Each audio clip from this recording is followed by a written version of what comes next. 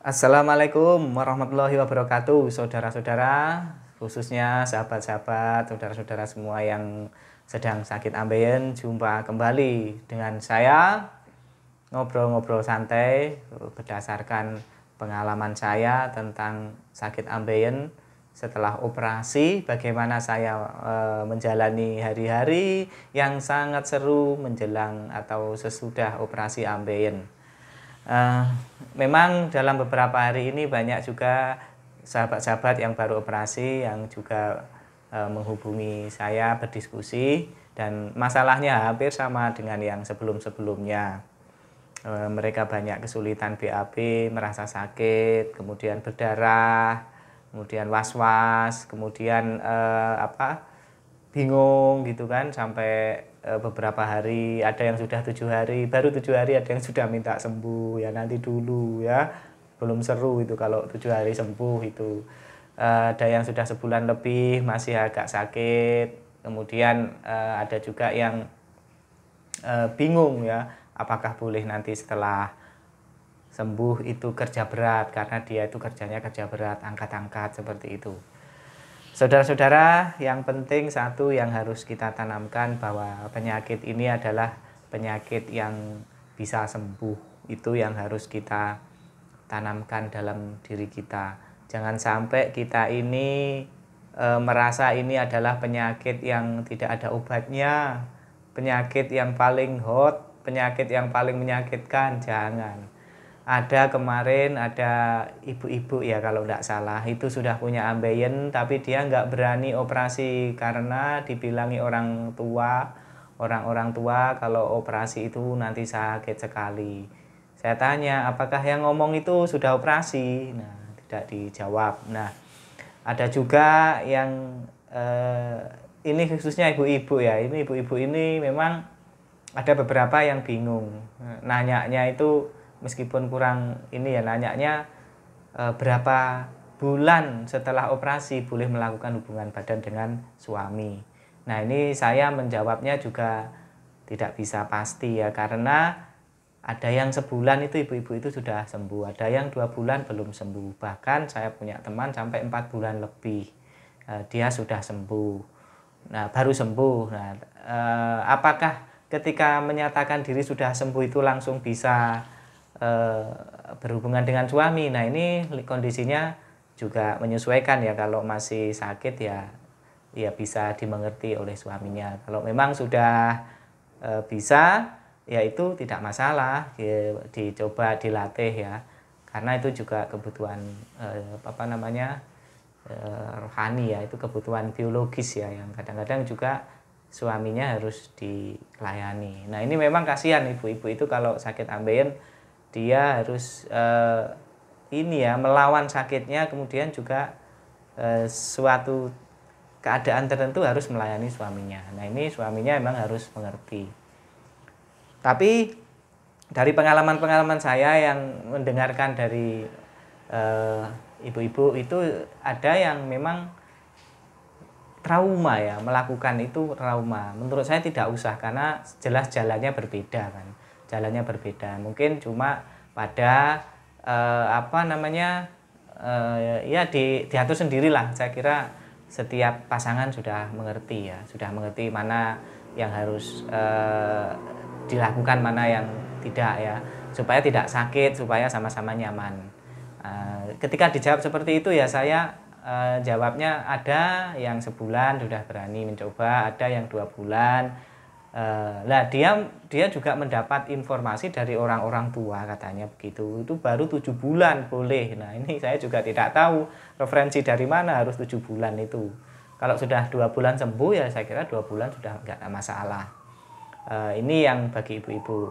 Kemudian yang bagi bapak-bapak itu mikirnya kerja keras, karena terutama yang pekerjaannya berat, angkat-angkat gitu. Apakah saya nanti tidak bisa bekerja lagi, pekerjaan yang berat? Menurut saya kalau toh sudah sembuh dan memang menyatakan diri sembuh-sembuh betul, tidak apa-apa, tapi jangan dikurangi ya, porsi kerja beratnya dikurangi, karena berat itu juga menyebabkan mendorong ya, atau bisa mendukung terjadinya ambeien susulan. Khawatirnya seperti itu. Saya secara teknis, secara medis pastinya juga kurang paham ya, tapi saya kira dari pengalaman saya dulu waktu ambeien itu saya juga memang sering angkat-angkat berat. Berat badan saya tidak sampai 50, saya pernah mengangkat pupuk yang di sawah itu, pupuk padi itu seberat 50, itu capek sekali, waduh rasanya nggak karu-karuan, dan itu tidak baik ternyata buat otot-otot di dalam tubuh kita. Nah, itu saudara-saudara yang sedang mengalami sakit ambeien, yang masih 1 minggu, 2 minggu, 3 minggu, sampai 1 bulan, sampai 2 bulan, itu kalau masih terjadi kendala-kendala tidak usah panik. Yang paling sering itu nanti adalah sulit BAB, sakit BAB rasanya nggak karu-karuan, itu yang paling sering. Lagi-lagi kalian tidak perlu panik, terutama yang baru-baru ya, yang ini newcomer ya, newcomer dari operasi ambeien ini, tenang saja, pikiran tenang, hati tenang, nanti sakitnya juga akan hilang. Itu proses saja, kalian tinggal menunggu proses. Kalau sudah operasi, menunggu proses. Nah, ini saya yang agak gimana gitu, juga ada pengalaman ibu-ibu yang ngerti, oh gini saya nggak operasi loh. Berani operasi itu menurut saya sudah hidayah itu. Jadi dia sebelum operasi itu tidak merasakan sakit yang seperti setelah operasi. Ya pasti saja setelah operasi itu memang sakit ya. Tapi sakitnya setelah operasi itu adalah sakit menuju sembuh. Tapi kalau tidak sakitnya sebelum operasi itu tidak sakit menuju sakit. Sakit terus kan, karena tidak dioperasi. Saya kira jangan getun ya. Jangan getun bagi kalian yang sudah operasi. Jangan getun. Harus bersyukur, harus tetap yakin. Nah, mengubah pikiran yang seperti itu juga butuh waktu. Ada yang kecewa, dia setelah operasi itu kecewa karena memang sakit. Sebulan tuh masih sakit, cenut-cenut, perih. Nah, itu jangan disesali, jangan menyesal. Itu adalah jalan menuju sembuh. Saya yakin itu. Saya sangat yakin karena kalian sudah berani mengambil risiko yang besar, sudah berani mengorbankan segala pikiran buruk untuk menjalani operasi. Lah kok ujung-ujungnya setelah operasi kecewa, itu kan ya eman. Tetap harus semangat bahwa kalian yang sudah operasi itu akan jauh lebih baik daripada sebelum operasi. Jadi seperti itu kawan-kawan semua, sahabat-sahabat semua yang sedang galau, yang sedang pusing, yang sedang sedih setelah operasi, sedang kesakitan, anggap saja itu adventure, the real adventure ya. The real adventure is ambience, is operation ambeien ya. Operasi ambeien adalah adventure yang sebenar-benarnya adventure ya. Jadi itu cara kita untuk menghibur diri. Jangan sampai sedih terus. Kita hibur aja diri kita meskipun sakit. Saya juga begitu.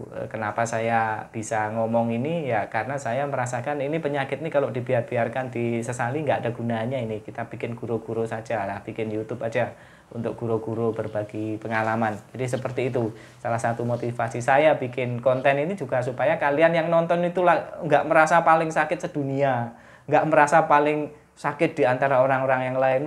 Oh sakit ambeien itu kena kutukan biahmu. Nggak ada istilah-istilah seperti itu. Penyakit ambeien sakit ya sakit gitu saja, yang harus kita obati dengan berbagai macam cara yang dibenarkan ya. Jadi biasa-biasa saja lah menyikapi sakit ambeien itu ya, kayak sakit flu, batuk.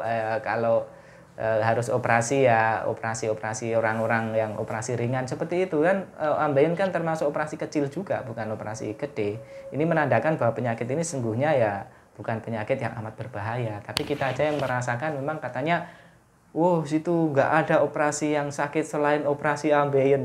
Yang lain-lain itu masih kalah dengan sakit ambeien. Ya barangkali iya, tapi yakinlah setelah sakit itu akan timbullah kesembuhan. Habis gelap terbitlah terang, kata ibu kita Kartini kan seperti itu. Ya kalau nggak pernah gelap mana Anda tahu terang. Kalau nggak pernah sakit mana Anda tahu itu sembuh, nyaman, sehat kan. Nah itu saudara-saudara yang pengen saya tekankan. Kalau masih sembelit, kemarin-kemarin tuh ada yang tidak cocok dengan jus tomat, tapi kemarin juga ada yang cocok dengan jus tomat. Kalau yang sembelit, sulit, coba digenjot atau diserbu dengan minum jus tomat 3 kali sehari gitu ya. 3 kali tomat, kasih gula secukupnya, di blender sudah, langsung diminum, nggak usah ditambah madu, susu, itu boros nanti. Itu murah, kalau tomat-tomat saja kan murah. Siapa tahu cocok. Banyak yang cocok, saya terus terang juga banyak yang menginfokan ke saya dia cocok dengan jus tomat. Berarti ini layak saya referensikan untuk dicoba bagi yang lain yang belum lancar BAB-nya. Silahkan kita cari cara yang murah-murah saja, karena jangan-jangan sesungguhnya obat ambeien ini sebenarnya murah-murah saja.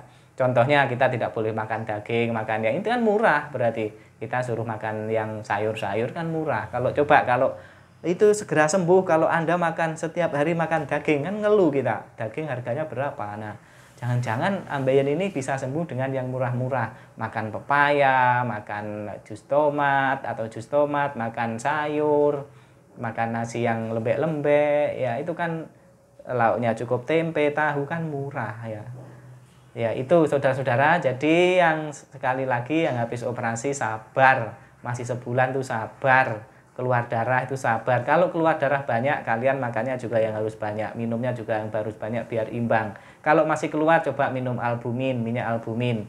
Kemudian direndam pakai detol, kemudian juga diolesi betadin di luka-lukanya itu pakai jari. Segala cara kita coba gitu, kita coba untuk menuju kesembuhan ini. Baik, sekian dulu, jumpa lagi di lain waktu. Semoga lekas sembuh dan tetap semangat. Kita sama-sama menderita ambeien, tidak boleh putus asa, tidak boleh patah semangat. Sampai jumpa lagi, siapa tahu di dalam kesempatan tertentu kita bisa bertatap muka secara langsung. Assalamualaikum warahmatullahi wabarakatuh.